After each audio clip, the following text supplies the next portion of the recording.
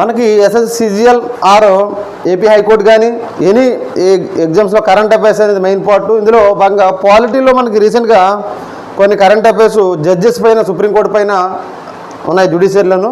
అందులో భాగంగా judges impeachment అనేది Allahabad high court judge justice Yashwant వరంపై అవిశ్వాసన తీర్మానం ఇంపీచ్మెంట్ ప్రొసీజరు ఇనిషియేట్ చేయాలని పార్లమెంటు వర్షాకాల సమావేశాల్లో ఒక న్యూస్ వస్తుంది.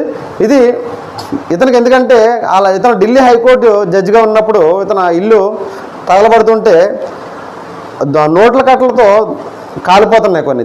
దానిపైన ఎందుకంత ఇన్అప్రోప్రియేట్ అని వచ్చిందనేసి దానిపైన ఒక త్రిసభ్య కమిటీ వేయడం జరిగింది. జనరల్గా జడ్జెస్ పైన త్రిసభ్య కమిటీ వేయాలంటే మిస్కండక్ట్ లేదా మిస్బిహేవియర్ ఇన్కెపాసిటీ పైన త్రిసభ్య కమిటీ 3 మెంబర్ కమిటీ ఎవరెవరు ఉంటారంటే సుప్రీంకోర్టు జడ్జు లేదా చీఫ్ జస్టిస్ ఆఫ్ ఇండియా లేదా సుప్రీంకోర్టు జడ్జు, అలాగే మన హైకోర్టు జడ్జు, ఒక విశిష్ట న్యాయవాది, ఈ ముగ్గురు త్రిసభ్య కమిటీ ఉంటారు.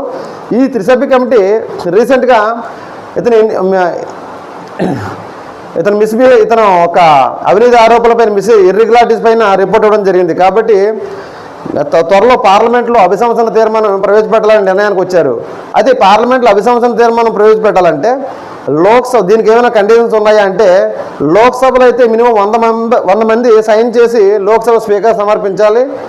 అది యాక్సెప్ట్ చేయొచ్చు, యాక్సెప్ట్ చేయకపోవచ్చు. అలాగే రాజ్యసభలో అయితే మినిమం 50 మంది సైన్ చేసి రాజ్యసభ చైర్మన్ సమర్పించాలి. అయితే ఇంపీచ్మెంట్ ప్రాసెస్ ఇనిషియేట్ చేసిన తర్వాత ఏమైనా కండిషన్స్ ఉన్నాయంటే స్పెషల్ మెజార్టీ 2/3 మెజార్టీ ఓటింగ్ సభకు హాజరయ్యి ఓటింగ్ చేసిన వాళ్ళు 2/3 మెజార్టీ రావాలి.